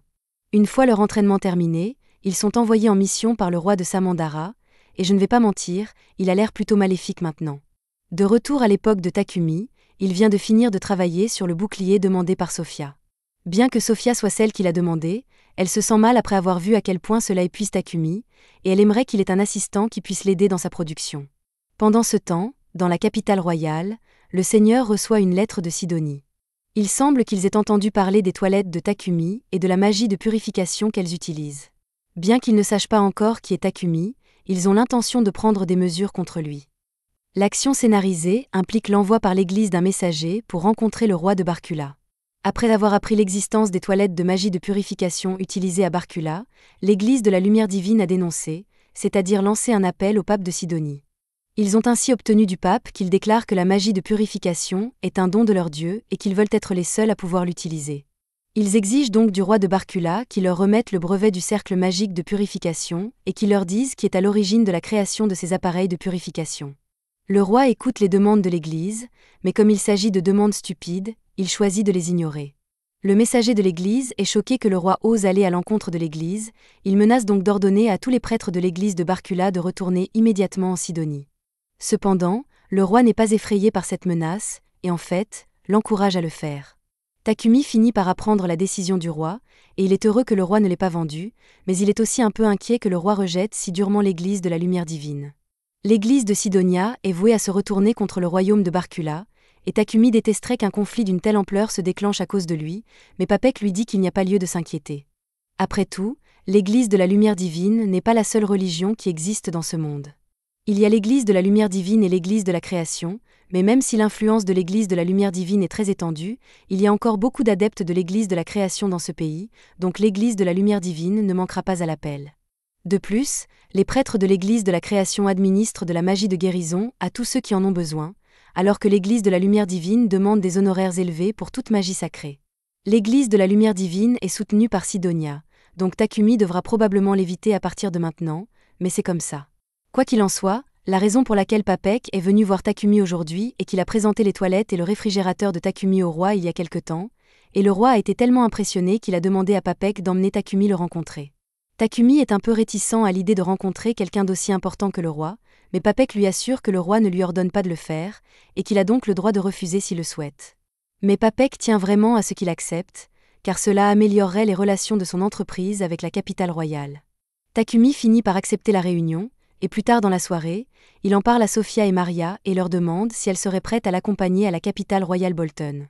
Toutes deux répondent qu'elles seraient ravies d'accompagner Takumi, qui leur propose donc de partir dans une semaine. Mais d'ici là, il y a beaucoup de choses à préparer. Un voyage vers la capitale royale prendra environ 7 jours, Maria devra donc préparer beaucoup de nourriture à l'avance, et pendant ce temps, Takumi dit qu'il va travailler sur de nouvelles capes pour Maria et Sofia.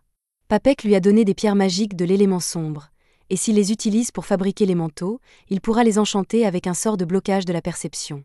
Un tel sort serait très utile au combat, mais la principale raison pour laquelle Takumi veut le fabriquer est que Sofia et Maria ne seront pas harcelées lorsqu'elles arriveront à la capitale royale.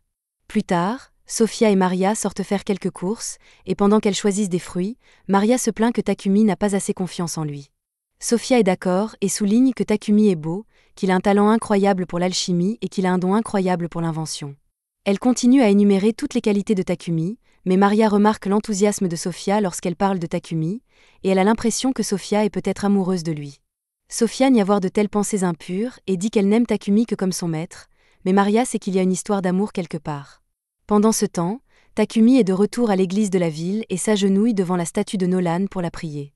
Très vite, la lumière commence à briller sur Takumi et il se retrouve dans le domaine de Nolan, qui l'accueille chaleureusement. Cela fait un moment qu'elle n'a pas vu Takumi, et elle a entendu parler de son invitation à la capitale royale, alors s'il est ici pour prier pour un bon voyage, il aurait dû apporter une offrande pour elle. Takumi lui dit qu'il est juste là, parce qu'il a quelques questions à lui poser. La déesse que l'église de la lumière divine vénère s'appelle Anat, alors il demande d'abord à Nolan s'il y a vraiment une autre déesse à part elle. Nolan affirme qu'elle est la seule vraie déesse ici, mais si c'est le cas, Takumi demande alors ce qu'Anat est censée être. Nolan ne veut pas en dire trop, elle dit donc que Takumi le découvrira le moment venu. Pendant qu'il est là, Takumi demande aussi à Nolan si elle sait ce que sont devenus les autres héros qui ont été convoqués avec lui. Cela fait 10 mois que Takumi est arrivé ici, et normalement, quelque chose comme l'invocation de héros d'un autre monde devrait provoquer une énorme commotion, mais Takumi n'a entendu personne en parler. Nolan avoue que lorsqu'elle a convoqué Takumi, elle a un peu trafiqué le temps pour l'envoyer un an dans le passé, ce qui fait que les héros n'ont pas encore été convoqués.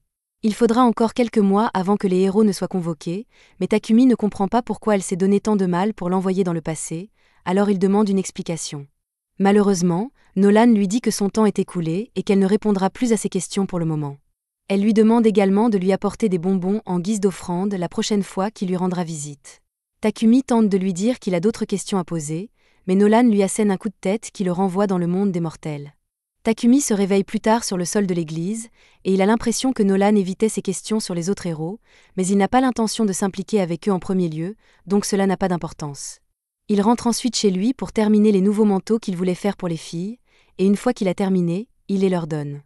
Maria et Sofia adorent les modèles, et Takumi est heureux de l'apprendre, mais il y a autre chose sur laquelle il veut travailler avant leur voyage. Il les conduit toutes les deux dans son atelier et leur montre qu'il a l'intention de se fabriquer un carrosse. Comme ils ont beaucoup voyagé ces derniers temps, il pense qu'il serait plus efficace de leur fabriquer une voiture confortable plutôt que de devoir en emprunter une à chaque fois. Cependant, même s'il peut fabriquer son propre carrosse, il n'a toujours pas de cheval, il va donc devoir en emprunter un à la guilde. Maria lui dit que ce n'est pas nécessaire puisqu'ils peuvent simplement en obtenir un. La forêt de la mort à l'extérieur de Bolton contient une tonne de monstres, et s'ils cherchent assez longtemps, ils trouveront probablement un cheval licorne ou drake, qui sera bien plus rapide qu'un cheval monstre ordinaire. Maria semble très enthousiaste à l'idée d'aller attraper un cheval, mais Takumi ne peut s'empêcher d'être un peu nerveux. Ils finissent par partir à la recherche d'un cheval, et alors qu'ils se dirigent vers la forêt, Takumi demande à Sofia si les chevaux de trait sont beaucoup plus rapides que les chevaux de monstres qu'ils obtiennent de la guilde. Elle le confirme et lui dit qu'un cheval de trait possède une vitesse, une endurance et une durabilité qui dépassent de loin celle d'un cheval de monstre ordinaire. Les chevaux de trait ont à peu près la même apparence que les chevaux normaux, mais ils ont une énorme corne de rhinocéros et des écailles de dragon le long de leur corps, de sorte qu'ils devraient être assez faciles à repérer s'ils en rencontrent un. À ce moment-là, Maple les appelle tous les trois et leur dit de se dépêcher pour trouver un cheval. Maple est clairement très motivée, mais c'est juste parce qu'elle est excitée à l'idée d'avoir un nouvel ami une fois que Takumi aura formé un contrat familier avec un cheval. Cependant, avant que les autres ne puissent rattraper Maple, Sofia sent qu'un monstre se trouve à proximité. Elle prépare donc son épée, mais alors qu'un loup des buissons sort des buissons, il passe à côté d'eux au lieu d'attaquer. Takumi affirme fièrement que le loup ne les a pas vus grâce à leur cape anti-perception, mais Sofia est certes impressionnée par l'efficacité de la cape, mais elle pense que ce serait une bonne idée de l'enlever pour qu'ils puissent vraiment combattre des monstres. Quelques instants après avoir enlevé la cape, Sofia parvient à tuer un sanglier d'un seul coup. Maria pense que c'est une bonne chose, car elle peut préparer la viande de sanglier qu'ils utiliseront pendant leur voyage. Maple s'impatiente et demande à tout le monde de se dépêcher, mais Takumi remarque alors un arbre mort sur le sol, et il aurait bien besoin de ce bois puisqu'il est en train de fabriquer un chariot, alors Sophia et lui se préparent à le couper. Maria est occupée avec la viande et Takumi est occupé avec l'arbre, alors Maple renonce à les attendre et décide de partir seule à la recherche d'un cheval. Alors qu'elle se ferait un chemin dans la forêt, Maple remarque qu'il y a une tonne d'arbres morts dans la région, et elle se demande ce qui a bien pu faire une chose pareille. Alors qu'elle s'enfonce dans la forêt, elle tombe sur un drake allongé sur le sol, qui semble en mauvais état. Maple s'approche de lui et lui demande s'il est blessé. Le drake lance immédiatement un éclair sur Maple, alors elle recule, mais elle peut voir qu'il est juste effrayé parce qu'il est blessé, et elle comprend ce sentiment puisque c'est la même chose qu'elle a ressenti avant que Takumi ne la trouve. Elle dit au drake qu'il n'a pas à s'inquiéter, car son maître est une personne très gentille, et qu'il le soignera dès son arrivée. Il ne leur reste plus qu'à attendre un peu, mais il semble qu'ils ne pourront pas attendre en paix, car 2 monstres termites apparaissent soudainement, et ils n'ont pas l'air amicaux. Maple se rend compte que ce sont les termites qui ont blessé le drake, alors elle utilise ses toiles pour les capturer et jette leur corps devant le drake pour qu'il soit électrocuté, mais il y a beaucoup plus de termites, alors il risque d'avoir des ennuis. Pour se protéger, elle et le drake, Maple tisse une barrière avec sa soie, mais si cela lui a permis de gagner du temps, les termites vont finir par se frayer un chemin à travers elle. Maple tente d'appeler Takumi à l'aide, mais lorsqu'elle essaie d'établir une connexion avec lui, il ne répond pas du tout. Elle commence à s'inquiéter qu'il ait été tellement excité par le bois qu'il a trouvé qu'il a oublié. Le désespoir s'installe lorsque les termites finissent par percer sa barrière. Maple ferme alors les yeux et attend la mort. Cependant, lorsqu'elle rouvre les yeux, elle découvre Takumi qui se tient au-dessus d'elle et qui est si heureux qu'elle aille bien. Maple lui saute dans les bras de soulagement, et il est en fait venu la sauver parce qu'elle était si inquiète qu'il n'ait pas répondu à son appel. Alors Takumi explique que la cause est probablement la barrière qu'elle a mise en place. Elle était bien faite pour bloquer les attaques, mais les couches entrelacées bloquent également tous les signaux de mana, de sorte que son appel n'a pas pu l'atteindre. Mais dès que Takumi se rend compte qu'il a perdu le signal de Maple, il se précipite vers son dernier emplacement connu. Il remarque alors le drake derrière Maple, et Maple lui demande de le sauver, alors il étend sa main et essaie d'utiliser la magie de guérison sur lui. Cependant, le drake le repousse car il ne fait pas confiance à Takumi. Sophia dit à Takumi qu'ils doivent partir rapidement car il pourrait y avoir d'autres termites dans la région, mais que s'il laisse le drake seul, il mourra. Takumi décide donc de le mettre dans sa dimension de poche avec Maple jusqu'à ce qu'il rentre chez eux. Sophia l'avertit qu'il ne peut pas mettre une bête d'un tel niveau dans sa dimension de poche sans avoir conclu un contrat au préalable, car cela mettra son corps à rude épreuve, mais Takumi pense qu'il s'en sortira. En fait, Takumi ne s'en sort pas. Il s'est évanoui presque immédiatement après avoir mis le drake dans sa dimension de poche, et même après que les filles l'aient ramené à la maison, il ne s'est toujours pas réveillé au cours des 12 dernières heures. Le fait que le drake soit toujours dans sa dimension de poche signifie que le mana de Takumi va continuer à s'épuiser jusqu'à ce qu'il finisse par dépérir, et il ne peut pas ouvrir la barrière pour laisser sortir le drake parce qu'il est inconscient. Sophia contacte donc Maple et lui demande d'ouvrir la dimension de poche de l'intérieur. Maple dit qu'elle peut le faire, mais que le drake sera effrayé s'il apparaît soudainement en territoire inconnu, alors elle dit qu'elle installera une tente dans le jardin pour le calmer. Une fois le drake sorti de la dimension de poche, Takumi devrait pouvoir se rétablir. En attendant, Maria part acheter du matériel médical pour le soigner et demande à Sophia de rester auprès de Takumi pour qu'il ait quelqu'un à ses côtés lorsqu'il se réveillera. Plus tard dans la nuit, Takumi se réveille enfin de son coma et se rend à l'extérieur pour voir le drake. Maple a parlé au drake de Takumi pendant qu'ils attendaient qu'il se rétablisse, et après s'être présenté, Takumi lui demande s'il serait prêt à former un contrat avec lui. Le drake fait confiance à Maple, et comme Maple se porte garant de Takumi, il accepte le contrat. Maintenant que Takumi a apprivoisé le drake, il peut enfin utiliser la magie sur lui sans avoir à s'inquiéter du contre-coup, alors il lance immédiatement un soin élevé sur le drake pour guérir toutes ses blessures. Dans l'instant qui suit, le drake est capable de se tenir debout tout seul et à retrouver toute sa force, mais maintenant qu'elle est officiellement l'un des familiers de Takumi, il doit lui trouver un nom. Comme il a donné à Maple le nom d'une feuille, il décide de garder le thème et nomme le drake Camélia, d'après l'arbre qui conserve ses feuilles toute l'année. Maple est heureuse que Camélia aille mieux, et comme tout est réglé, Maria invite tout le monde à dîner à l'intérieur car elle a préparé beaucoup de plats savoureux, et Takumi n'a pas mangé depuis une journée entière parce qu'il était inconscient. Dans la société de commerce d'esclaves Palom, Reva, une jeune fille bestiale, rencontre un maître potentiel. Bien que le client soit impressionné par son aptitude à la magie, il demande à Reva si elle sait utiliser des sorts pratiques. Reva répond qu'elle ne connaît pas encore de sorts utiles, mais qu'elle fera de son mieux pour apprendre afin de pouvoir lui être utile. Cependant, l'homme lui dit qu'il ne peut pas l'acheter parce qu'il a besoin de quelqu'un qui puisse l'aider maintenant, et qu'il n'a pas le temps d'attendre le train de robe. Mais il reconnaît qu'elle est tout à fait unique et lui souhaite bonne chance pour trouver un maître pour elle. Une fois le client parti, Reva s'excuse auprès de Palom d'avoir été rejetée une fois de plus, mais il lui dit qu'elle ne doit pas s'inquiéter, car tôt ou tard, le maître qui lui convient se présentera. Reva essaie de garder espoir, mais cela fait plusieurs années qu'elle est arrivée ici, et elle n'a toujours pas réussi à trouver quelqu'un pour être son maître.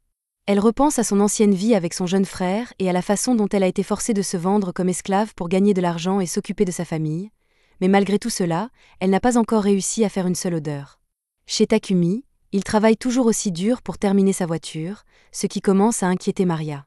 Elle demande à Takumi s'il prévoit de retourner à l'atelier de Dejambo aujourd'hui, et Takumi le confirme puisqu'il y a beaucoup de travail de forge à faire avant le voyage. Sophia lui dit qu'il se surmène peut-être un peu car, en plus de tous les efforts qu'il a déployés pour terminer le carrosse, il doit encore fabriquer des potions et des réfrigérateurs pour Papek. Sans compter que Takumi n'a pas pris une seule pause ces derniers jours, alors à ce rythme, elle craint qu'il ne se tue à la tâche. Takumi apprécie qu'elles s'inquiètent toutes les deux de son bien-être, mais il leur assure qu'il va bien, et il part comme prévu. Son premier arrêt de la journée est la guilde, mais alors qu'il entre, il entend un homme qui essaie désespérément de faire croire au maître de la guilde qu'il a vu quelque chose d'horrible. Takumi s'approche de la réception et demande à Hans pourquoi tout ce remue-ménage. Hans explique que plusieurs personnes ont signalé avoir vu une étrange créature à l'extérieur. Takumi demande de quel genre de créature il s'agit, mais personne ne sait à quoi elle ressemble, bien que Hans ait dessiné un croquis en se basant sur ce que le témoin lui a dit. Même avec le croquis, on ne sait toujours pas ce qu'est la créature, mais Hans n'est pas trop inquiet car il n'y a pas encore eu de dégâts signalés. Quoi qu'il en soit, il demande à Takumi ce qui l'amène à la guilde aujourd'hui, et Takumi explique qu'il veut enregistrer un nouvel animal de compagnie qu'il vient d'obtenir. Hans est impressionné que Takumi ait réussi à apprivoiser un autre animal de compagnie, et compte tenu de ce que Takumi a fait jusqu'à présent, il s'attendait déjà à ce que ce soit un peu étrange, mais il est absolument horrifié lorsque Takumi sort Camilla de sa dimension de poche.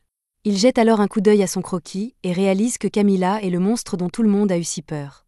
Maintenant qu'ils savent que Takumi est à l'origine de toute cette panique, le maître de la guilde le convoque à une réunion pour le réprimander jusqu'à ce qu'il demande grâce.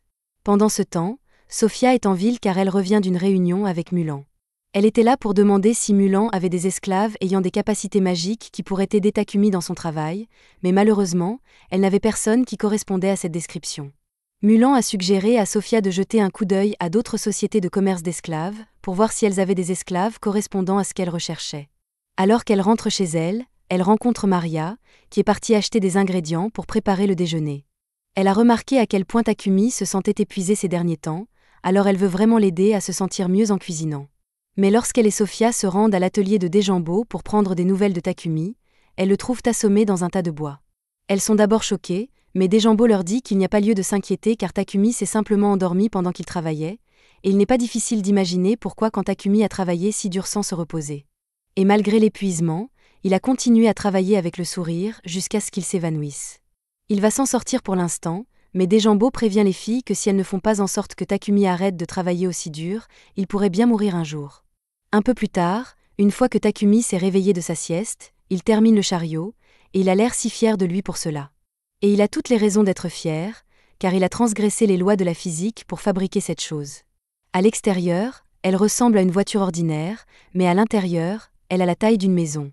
Takumi a travaillé dur pour enchanter cette voiture avec de la magie spatiale afin d'agrandir l'intérieur, et il l'a même équipée de tout le nécessaire pour que même les plus longs trajets en voiture soient confortables. Tout le monde monte à bord pour tester la voiture, et Maria s'amuse comme une folle à la conduire.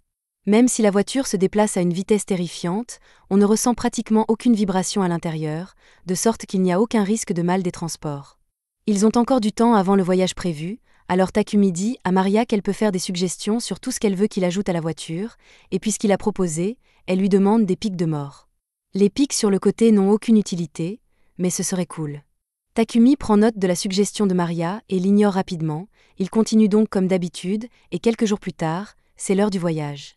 Il s'arrête à la porte de la ville et rencontre les crocs de lion, qui les escorteront jusqu'à la capitale. Papek et les autres ne tardent pas à arriver, et puisque tout le monde est là, Takumi pense qu'il est temps pour eux de se mettre en route. Cependant, avant qu'ils ne partent, Papek est un peu curieux de savoir à quoi ressemblerait un carrosse construit par Takumi, alors il demande s'il peut jeter un coup d'œil à l'intérieur. Takumi lui dit d'aller de l'avant, alors Papek entre à l'intérieur, et à la seconde où il voit la maison à l'intérieur, il panique. Il demande frénétiquement à Takumi de lui expliquer comment il a réussi à fabriquer un si merveilleux carrosse et lui propose de le payer grassement pour obtenir l'information. Mais Lord Godwin lui fait entendre raison, car il ne veut pas que Papek mette Takumi mal à l'aise. Godwin commence alors à s'exclamer haut et fort qu'il aimerait avoir un carrosse aussi merveilleux que celui de Takumi, et bien qu'il n'ordonne pas à Takumi de lui en fabriquer un, si Takumi devait lui en offrir un, il serait tellement reconnaissant qu'il serait prêt à payer 100 pièces de platine. Takumi fait un rapide calcul dans sa tête et réalise que 100 pièces de platine représentent environ 1 milliard de yens, et avec une telle somme d'argent sur la table, comment pourrait-il refuser? Pour l'instant, le groupe se met en route, Takumi et son groupe dans sa calèche, tandis que Godwin et Papek utilisent leur propre calèche. Pendant le trajet, Godwin parle à son assistant de l'atout que représente Takumi pour le royaume depuis qu'il est arrivé. Il est certain que Takumi atteindra un jour des sommets encore plus élevés, mais tous ses accomplissements ne manqueront pas d'attirer l'attention. Le roi et Godwin feront tout ce qui est en leur pouvoir pour protéger Takumi des menaces qui pèsent sur le royaume de Barkula, mais l'empire de Sedonia sera toujours très difficile à gérer. En parlant de l'empire de Sedonia, nous nous projetons dans le futur après que les autres héros ont été convoqués, et Akan lit un vieux livre d'histoire de Sedonia pour rassembler autant d'informations qu'elle le peut. Le livre parle de la déesse Anat que Sedonia vénère, et dit qu'elle a créé l'humanité à son image. Elle a ensuite créé les hommes-bêtes à partir des bêtes et les elfes à partir des lutins, tous au service de l'humanité. C'est pourquoi les hommes-bêtes de l'empire de Sedonia sont si maltraités, et Akan ne le supporte pas. De retour à l'époque de Takumi, lui et les autres viennent d'arriver à la capitale, et Takumi est heureux qu'ils aient réussi à arriver en toute sécurité sans être attaqués. Mais la seule raison en est que le groupe de Takumi n'a cessé d'éliminer tous les monstres qui s'approchaient un tant soit peu d'eux. En fait, Lionfan n'a littéralement rien fait pendant tout ce temps, alors qu'ils sont censés être les gardes du corps ici. À ce moment-là, Papek s'approche de Takumi et lui dit qu'il a quelque chose à lui dire. Une fois qu'ils sont arrivés à l'auberge, il dit à Takumi qu'il veut offrir au roi un carrosse semblable à celui que Takumi a fabriqué pour lui-même. Il en a déjà parlé avec Lord Godwin, qui pense que ce serait la meilleure façon de montrer au roi l'expertise de Takumi. Cependant, comme leur audience avec le roi n'a lieu que dans 5 jours, Papek ne pense pas que Takumi sera capable d'en fabriquer un à temps, et il suggère donc d'attendre la prochaine audience avec le roi. Cependant, Takumi dit étonnamment qu'il peut le faire dans les 5 jours. S'il le fait après être rentré chez lui, il devra transporter le carrosse jusqu'à la capitale, ce qui représente beaucoup trop de travail, alors il pense qu'il vaut mieux le faire pendant qu'il est déjà ici. Il ne devrait pas être trop difficile de trouver les matériaux nécessaires dans la capitale, mais le principal problème est que Takumi a besoin d'un endroit pour commencer à construire, et il n'a pas d'atelier dans la capitale. Heureusement, Papek dit qu'il connaît l'endroit idéal pour que Takumi puisse faire tout son travail, l'entreprise Palom. Takumi rencontre ensuite Maria et Sofia pour leur faire part de la proposition de Papek de le faire travailler à l'entreprise Palom. Sofia connaît un peu la société Palom et dit à Takumi que c'est l'une des sociétés de commerce d'esclaves les plus fiables de la capitale, du moins d'après ce que Mulan lui a dit. Papek a obtenu l'autorisation pour Takumi d'utiliser l'un des vieux bâtiments détachés de la compagnie Palom, et dès que les matériaux arriveront, Takumi aura l'intention de commencer à travailler sur le nouveau chariot. Mais Sofia refuse que cela se produise et dit à Takumi qu'il doit se trouver un assistant. Il s'est presque tué à la tâche en construisant le premier carrosse, et maintenant il veut commencer à travailler sur un deuxième sans s'arrêter pour faire une pause.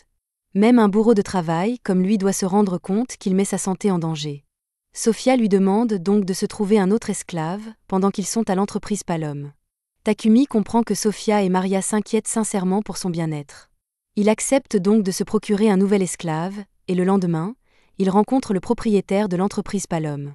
Takumi lui dit qu'il cherche un esclave pour l'aider dans son alchimie, et comme Takumi travaille actuellement sur un chariot qui contient divers éléments magiques, Palom suppose que Takumi a besoin d'un esclave qui a des aptitudes magiques.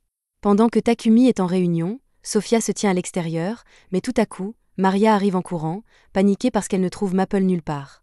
Maple a dit tout à l'heure qu'elle voulait explorer le bâtiment Palom. Et si quelqu'un voit une araignée tueuse se promener dans les couloirs, il va paniquer, alors Sofia dit qu'elle va chercher Maple avant qu'elle ne cause des ennuis.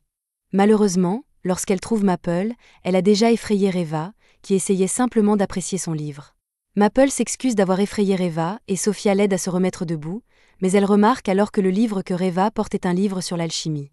Elle demande à Reva si elle est intéressée par l'alchimie, et elle commence à lui dire à quel point elle aime étudier l'alchimie. Quelques minutes plus tard, Reva est amenée dans la salle de réunion pour rencontrer Takumi, car Palom a suggéré qu'elle était une bonne candidate pour répondre aux besoins de Takumi.